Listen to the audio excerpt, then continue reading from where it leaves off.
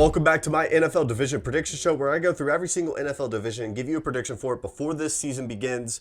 And at the end of this 8-part series, this is episode 7, and then we have 8 with the AFC West being the last team that I have not talked about yet. We have the NFC West. I can't edit that one out. It's fine. We're off to a terrible start. It's fine.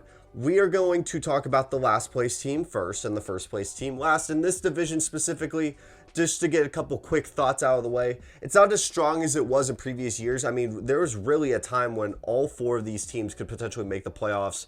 I could even argue that there was a good consistent decade of just at least 3 playoff contenders in this division, rotating through whether the Rams and St. Louis were any good or the Cardinals had figured things out.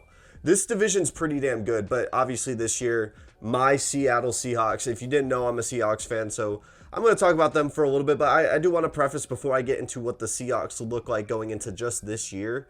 I have to say that I'm going to be making a video about the future of the Seattle Seahawks looking past the 2022 season, and that's where I'm going to give a lot more in-depth and insight to what I expect from that team. So if you're a Seahawks fan or you're a Niners fan that just wants to laugh at my misery, go check out that video when it comes out in the next coming days, I would say. And be prepared. I'm still trying to do every other day, but with school and 2 jobs going on, it's really difficult to consistently hit that. At least expect 2 videos a week, at least bare minimum. But the goal for me to strive for is every other day. But enough of that long intro. I apologize for that. Let's get into the last place team in the NFC West. There's no surprise here. It's the Seattle Seahawks. Listen, I'm taking my bias out of the way. I'm not going to even try to front that they could potentially be a 3rd spot. I see them as high as number 4 and as low as number 4. This team is not going to be good. They're going to be one of the worst teams in the NFL. I have a lot of concerns moving past this season that a lot of people aren't talking about, but we'll look at the positives. Things that I want to see from this NFL season when it comes to the Seattle Seahawks is growth. I want to see a lot of the young talent really develop and continue to grow their game and move forward, such as Boye Mafe, a rookie that I'm very high on coming out of Minnesota. I think he's going to be an elite pass rusher, hopefully, for this team. Right there with Darrell Taylor, I believe he's still on the roster. He's from Tennessee. He's one of my favorite linebackers on the team that really played well when he was healthy. He just hasn't been healthy. It's been a recurring problem with a lot of recent draft picks for the Seattle Seahawks when you take out like DK Metcalf. I would say that there are a lot of these guys that can't stay on the field. Rashad Penny, last 10 weeks or last 5 weeks of the season this past year, played like, honestly, a top 10 running back, but he has not been able to stay on the field to really prove that and continually show that he is growing as a runner. Coming out of San Diego State, this dude was a baller. I think he was one of the best rushing running backs in college football history. Rashad Penny was a dog. He just has not been able to stay on the field. Obviously, the quarterback situation, I'm not a fan that they're going with Geno Smith, but you get the highs and lows of Drew Lock. I think of it as if you're in school and you get a 70, a 60, and a 55 on your first 3 exams. You have the final exam. You have to get a 95. From what we have seen from the 2 quarterbacks in this room, you have not seen them get anything higher than a 70, and it's such a long shot for them to get that 95, that one that they need to get like an A+ grade or a B grade for the overall season, or for school in general. I'm trying to make this analogy, but it's really scattered. But I think that you're asking a lot from these guys that haven't really shown these flashes. I think, if anything, Drew Lock has shown more flashes than Geno in his entire NFL tenure, but I've also seen the lows of Drew Lock, and the problem is the dude thinks that he's Patrick Mahomes. He tries to make throws like Patrick Mahomes, but he does not have the skill set. He has the skill set, but he doesn't have the technique required to pull those kinds of plays off. I want to see more from Jamal Adams. I think Jamal Adams could potentially be on a trade list, potentially. I want to see the quarterback room. I want to see where we land there. I think that overall, when we're relying on this team to have so many young pieces like Kobe Bryant and many others, Tariq Woolen's a guy that I'm very high on. He's 6'4" with like a 4.3 speed coming out of UTSA. If you didn't know, I live very close to UTSA, so I was able to really see how damn good that team was. And last year, if you don't remember, if you don't follow college football, UTSA was, I think, 11-1. They were one of the best teams in their respective conference, and I think it's because they had some NFL guys like Tariq Woolen. So I really think he's going to be a flash in the pan and potentially a high upside player. But I could talk about all these young guys. The team's not going to be good. There's no way around it. I don't need to sit here and explain that to you. That's why I'm going to talk about it in an entire other video, basically ranting about why I think this future is not as bright as I'd hope it to be going into the season. Obviously, you get rid of Russell Wilson. So that's it for my Seattle Seahawks talk.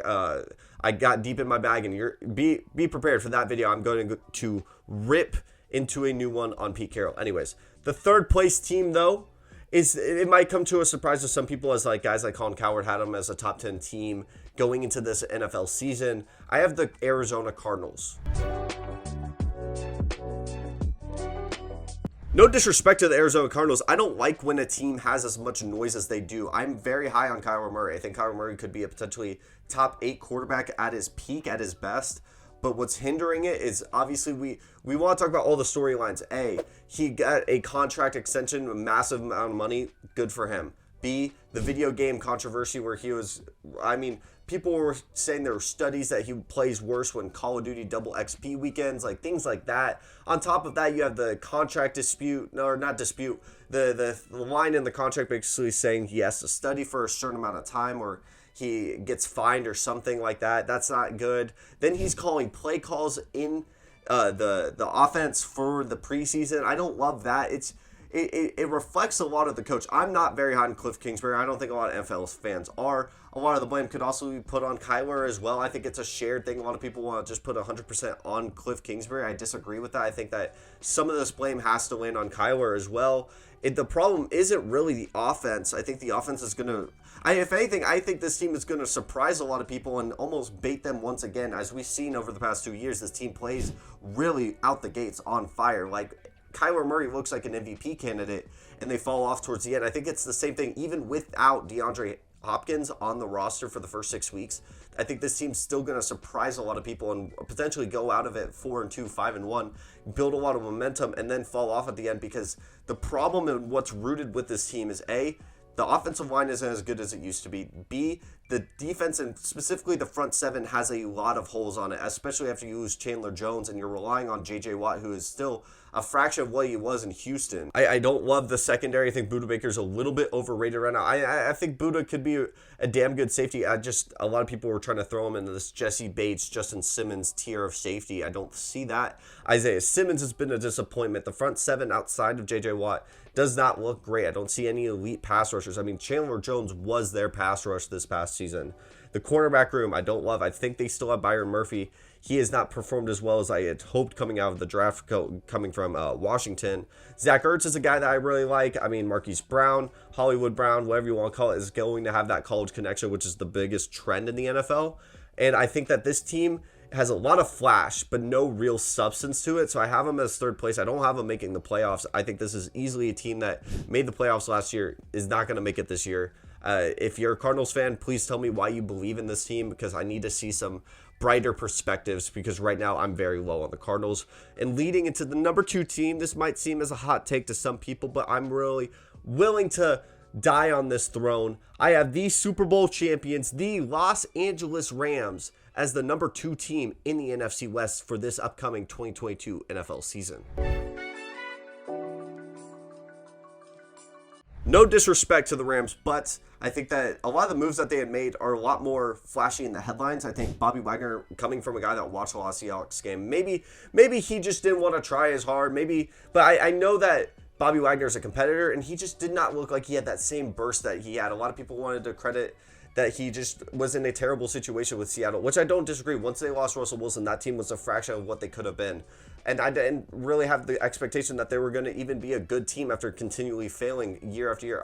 I won't get into that right now. But I think Bobby Wagner is still at an age where he doesn't have the same burst at a position that isn't of major value. He's not a pass rusher. It's not like Von Miller, where Von his only goal is really to go get the quarterback. Bobby Wagner was the head of that defense. He's going into a position where he's not going to have as much responsibility, but he just did not look like he was making the same plays on the ball as he did, say, 3 years ago, and that's just age. It sucks, because I loved Bobby Wagner. I was always arguing Bobby Wagner or Luke Kuechly. Now, hindsight in 2020, I'd probably always go with Luke Kuechly, but I think Bobby Wagner is almost being undervalued in a lot of sense when it comes to all-time greatness at the linebacker position. But other than that, they lost a lot of guys. Von Miller, like I previously said, I believe they lost a couple guys in the secondary. The defensive line isn't as strong as it was in previous years. Obviously, you still have Aaron Donald, you have Jalen Ramsey, you have a lot of great headline pieces. Cooper Kupp, Allen Robinson, someone that I'm very high on. I apologize if you just heard my dog bark. Cam Akers is a guy that I'm still relatively high on, even though after the last playoff run, he didn't look great. Darrell Henderson's a great backup running back, even if Cam Akers is not the same guy. Tyler Higbee, I think, is almost underrated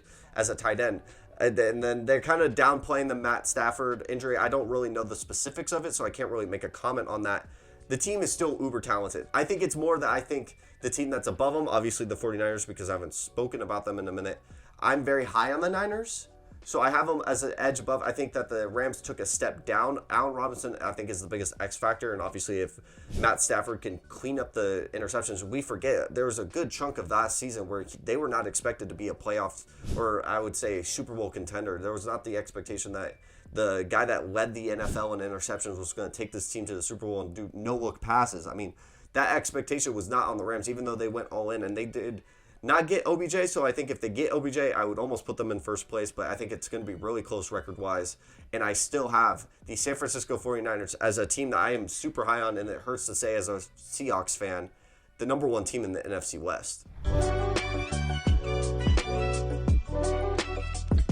I already made an entire video talking about Trey Lance and my expectations for him and how I think he's going to be one of the best quarterbacks moving forward. I do expect a little bit of a struggle in the beginning of the year, but I like what their schedule offers. I like what the 49ers have grounded in their roots. I still believe Kyle Shanahan is going to get a Super Bowl in the next 5 years. And I think that his offensive mind is right up there with Sean McVay. I mean, I remember I had a conversation with a couple guys on Players' Choice where we were talking about Kyle Shanahan and Sean McVay.